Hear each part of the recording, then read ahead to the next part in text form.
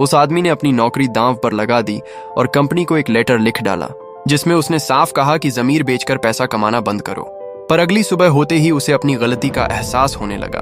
वो जानता था कि उसकी ये बातें बॉस की दुखती रग पर हाथ रख चुकी हैं, पर अब जो हो गया सो हो गया। वो करवा घूंट पीकर ऑफिस पहुंचता है। उसे लगा था वहां तूफान आएगा, पर ताज्जुब की बात यह थी कि पूरा स्टाफ उसके लिए तालियां बजा रहा था।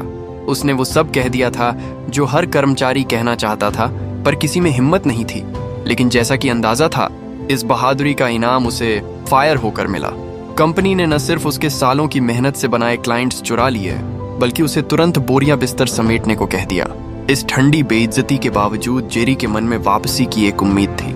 उसे लगा कि उसके वफादार साथी उसके साथ नई शुरुआत करेंगे, पर जब उसने हाथ बढ़ाया तो रिस्क के डर से सबने नजरें फेर लीं। यहाँ तक कि जिस असिस्टेंट को उसने खुद सिखाया था, उसने भी सैलरी बढ़ने के लालच में जेरी का साथ छोड़ दिया। इस अकेलेपन और शर्मिंदगी को छिपाने के लिए जेरी दिखावा करता है कि उसे कोई फर्क नहीं पड़ता और कहता है कि वो कम से कम अपनी खरीदी हुई गोल्ड फिश तो साथ लेकर ही जाएगा।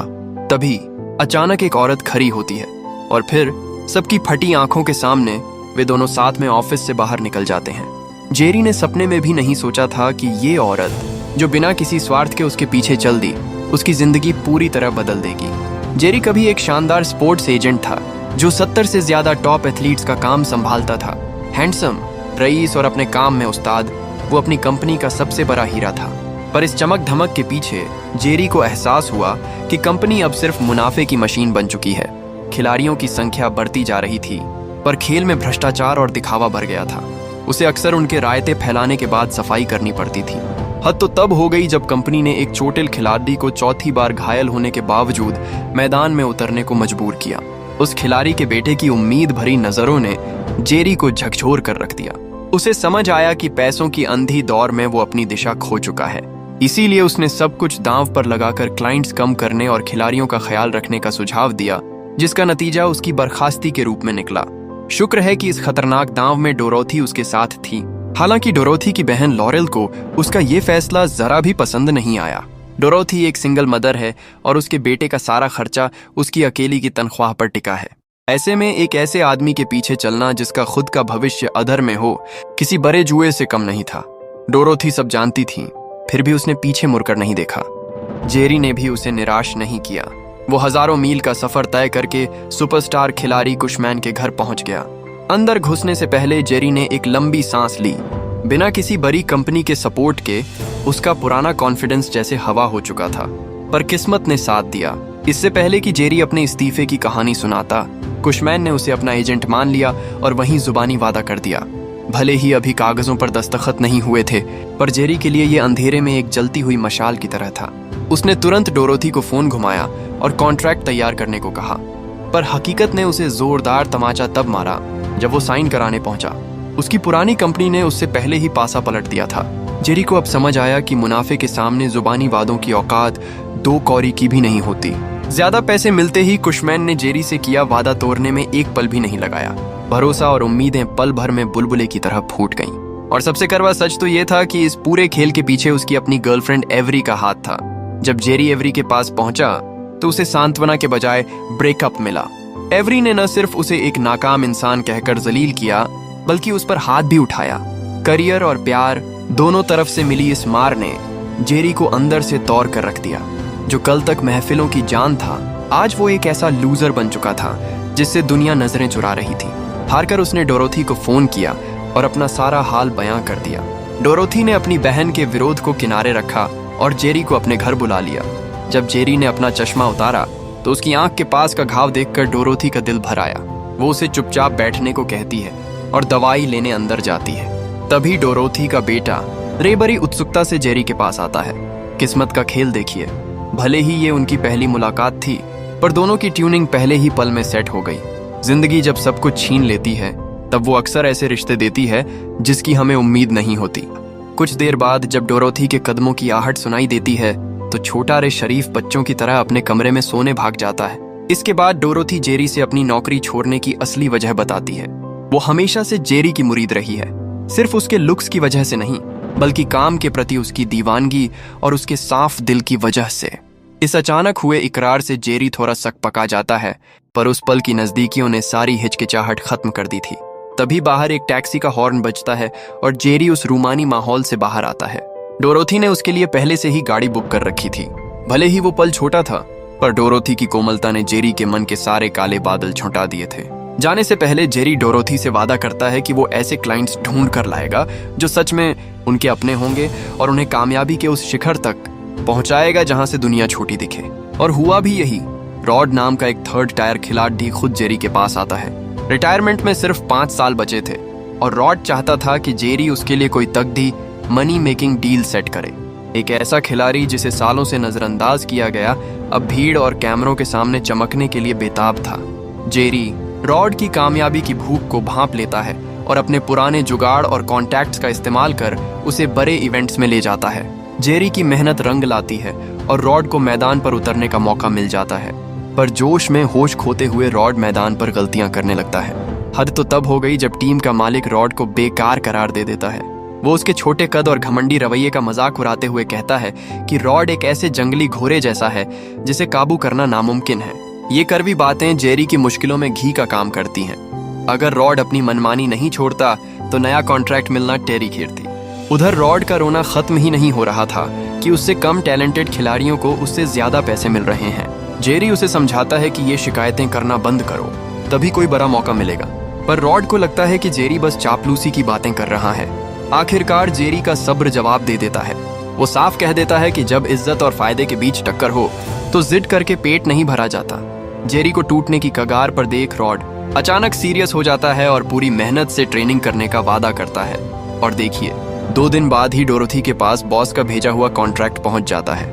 जब डोरोथी वो कॉन्ट्रैक्ट जेरी के हाथ में देती है तो वो अनजाने में अपनी नजरें फेर कर वहां से जाने लगती है। उस मदहोश कर देने वाली रात के बाद से ही दोनों ने जानबूझकर एक दूसरे से फासला बना लिया था, क्योंकि काम पहले था और सामने मुश्किलें पहाड़ जैसी खड़ी थीं। डोरोथी जेरी को बताती है कि उनके पास पैसों की भारी किल्लत है। उसने अपनी जमा पूंजी का बड़ा हिस्सा प्रॉपर्टी में लगाया था, जहां उसे घाटा हो रहा है। उसे जेरी से अब कोई ठोस हल और आगे का प्लान चाहिए था। उसी शाम जेरी अपने वादे के मुताबिक डोरोथी के घर पहुंचता है। जैसे ही वो दरवाजे पर आता है, नन्हारे भागकर जेरी से चिपक जाता है। ये मंजर देखकर नैनी चैड के तो होश ही उड़ जाते हैं। रे की आंखों में जेरी के लिए जो प्यार और अपनापन था, वो चैड ने सालों साथ रहने के बावजूद कभी नहीं देखा था। जेरी भी किसी लौटते हुए पिता की तरह रे के लिए एक प्यारा सा तोहफा निकालता है। यहाँ तक कि लॉरेल, जो जेरी को फूटी आंख नहीं सुहाती थी, उसका सख्त दिल भी इस सरप्राइज को देखकर पिघल जाता है। उसे यकीन नहीं हो रहा था कि पिता के प्यार के बिना बड़ा हुआ उसका बेटा रे जाते वक्त जेरी से गले मिलने की जिद करेगा। ये देखकर लॉरेल का गला भर आता है। रे के वो नन्हे हाथ सिर्फ जेरी को नहीं थाम रहे थे, बल्कि अपनी जिंदगी के उस खालीपन को भरने की कोशिश कर रहे थे जो बरसों से अधूरा था। डोरोथी को भी एहसास होता है कि भले ही वो अकेले बच्चे को पाल सकती है, पर दुनिया की कोई भी सुख सुविधा उस कमी को पूरा नहीं कर सकती जो एक बाप की मौजूदगी कर सकती है। उसी पल डोरोथी एक बड़ा फैसला लेती है। वो अपने बच्चे को एक मुकम्मल परिवार और अपनी जिंदगी को एक खूबसूरत मंजिल देना चाहती है। सच तो ये है कि सिर्फ डोरोथी ही नहीं, जेरी भी जब उस बच्चे और डोरोथी को देखता तो एक अनजाना सा जुड़ाव महसूस करता। उनके साथ जो सुकून और अपनापन था, वो उसे अपनी मंगेतर के साथ कभी महसूस नहीं हुआ। उस रात जेरी वापस नहीं गया और दोनों ने एक हसीन शाम साथ गुजारी। हालांकि लॉरेल को अब भी डर था कि कहीं उसकी बहन इस तेजी से बढ़ते रिश्ते में चोट न खा जाए। आखिरकार जेरी को समझ आ जाता है कि डोरोथी के दिल में उसकी क्या अहमियत है, पर यह डोरोथी का कोई क्षणिक आकर्षण नहीं था। वो सालों से खामोशी से जेरी को चाहती थी।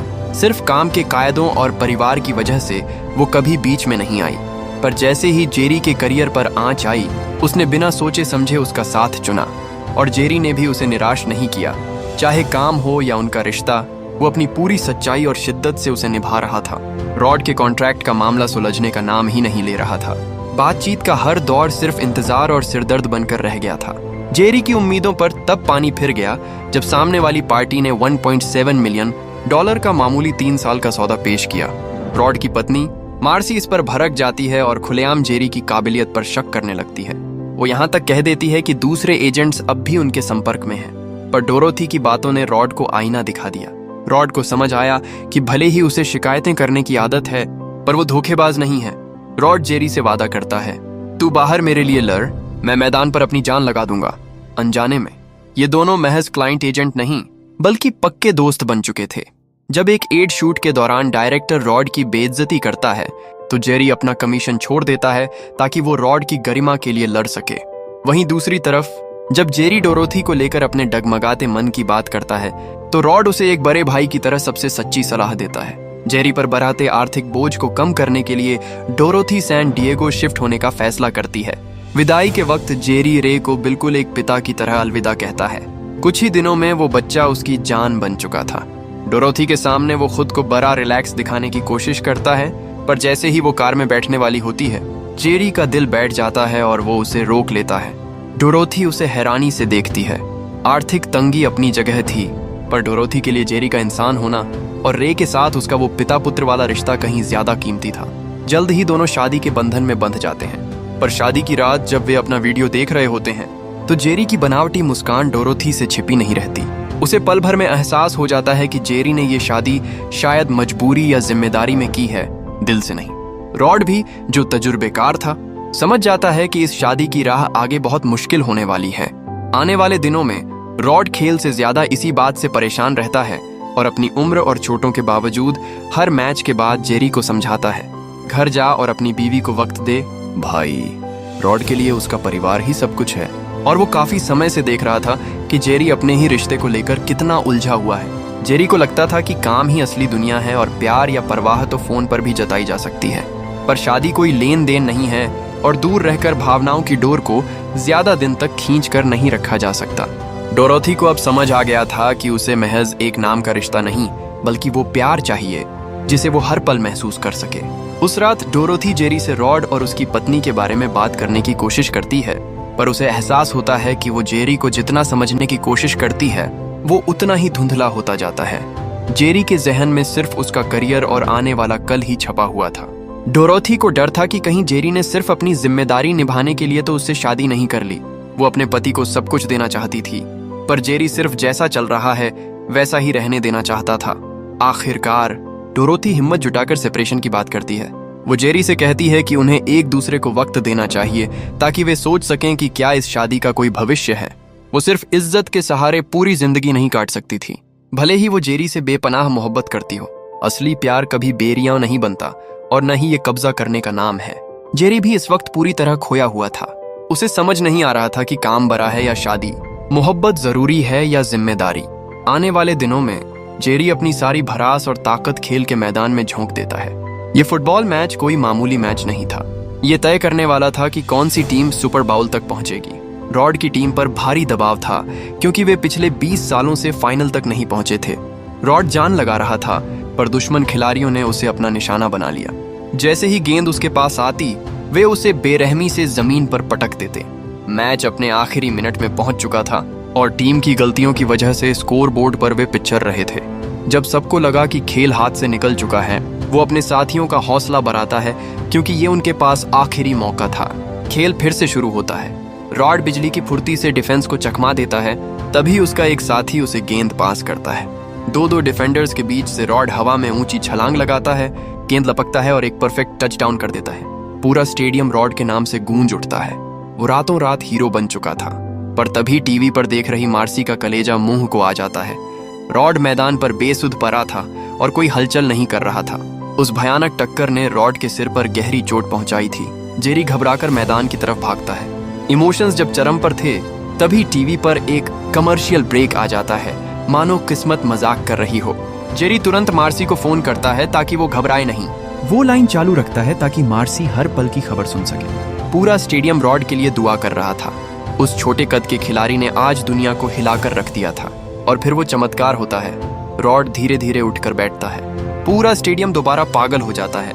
जिस खिलाड़ी को दुनिया ने नकारा समझा था, आज वो उसी मैदान पर सबसे चमकदार सितारा बनकर उभरा था।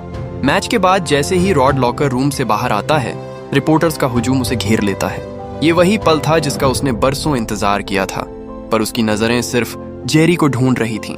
वही आदमी जिसने उसे बड़ा पैसा दिलाने का वादा किया था। दोनों एक दूसरे को देखते हैं, एक गहरी मुस्कान साझा करते हैं। बिना कुछ कहे वे समझ जाते हैं कि उन्होंने जंग जीत ली है। तभी जेरी का फोन दोबारा बजता है। मार्सी अब भी अपने पति के लिए फिक्रमंद थी। रॉड को अपनी पत्नी से बात करते और खुशी के आंसू रोते देख जेरी को जैसे अचानक अपनी जिंदगी का सबसे बड़ा सबक मिल जाता है। वो बेशकीमती लोग और यादें जिंदगी की मिट्टी में बहुत पहले ही जड़ें जमा चुकी थीं। जेरी बस मुनाफे की अंधी दौर में उन्हें वक्त की परतों के नीचे कहीं भूल गया था। अब वो एक पल भी इंतजार नहीं करना चाहता था। वो बदहवास होकर घर की तरफ भागा ताकि डोरोथी को वो सब बता सके जो उसे उस होश उड़ा देने वाले पल में समझ आया था। जब डोरोथी ने अचानक अपने पति को सामने देखा तो वो घबराकर 2 कदम पीछे हट गई, पर जेरी की नम आंखें और उसकी बातों ने सब साफ कर दिया। जेरी ने अपनी रूह खोल कर रख दी। उसने कबूल किया कि उसके पास कामयाबी तो थी, पर उसे बांटने के लिए डोरोथी नहीं थी। इस बार डोरोथी को जेरी की आंखों में कोई मजबूरी या जिम्मेदारी नहीं, बल्कि अटूट सच्चाई और सिर्फ उसके लिए प्यार नजर आया। बाद में एक इंटरव्यू के दौरान रॉड ने अपनी कहानी सुनाई। उसने बताया कि कैसे गरीबी की वजह से उसके पिता उन्हें छोड़कर चले गए थे और उसकी माँ ने अकेले 3 भाइयों को पाला। एक एक्सीडेंट में उसके भाई ने अपना पैर खो दिया था। शायद तभी से रॉड सिर्फ अपने लिए नहीं, बल्कि अपने परिवार को एक बेहतर जिंदगी देने के लिए मैदान पर खून पसीना बहा रहा था। तभी होस्ट एक कॉन्ट्रैक्ट निकालता है, 4 साल के लिए $11.2 मिलियन का ऑफर। रॉड अपनी खुशी के आंसू नहीं रोक पाया।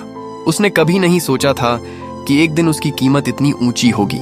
वो लड़खड़ाती आवाज में अपने परिवार, अपने साथियों और सबसे ज्यादा अपने उस एजेंट जेरी का शुक्रिया अदा करता है जिसने उसे जगाया था। जेरी और रॉड की ये कामयाबी किसी करिश्मे से कम नहीं थी। एक वो एजेंट जो अर्श से फर्श पर आ गिरा था और दूसरा वो खिलाड़ी जिसे दुनिया ने नकार दिया था, पर एक दूसरे के साथ ने नामुमकिन को मुमकिन कर दिखाया। जेरी और डोरोथी का रिश्ता आज के दौर के हर रिश्ते की हकीकत बयां करता है। जेरी को लगता था कि दिन रात काम करना ही डोरोथी को भविष्य देना है, पर वो ये भूल गया कि उसे भविष्य से ज्यादा आज एक गले मिलने वाले साथी और उसकी बातें सुनने वाले हमसफर की जरूरत थी। हकीकत में भी हम तुम्हारे भले के लिए कहते कहते अपनों को ही नजरअंदाज कर देते हैं। प्यार सिर्फ इंतजार या एक तरफा कोशिश नहीं है। ये रॉड की उस बात में छिपा है कि परिवार से बढ़कर कुछ भी नहीं। अगर आपको ऐसी दिल से जुड़ी कहानियां पसंद हैं, तो वीडियो को लाइक करो, चैनल सब्सक्राइब करो और कमेंट में बताओ क्या ईमानदारी सच में सफलता दिला सकती है।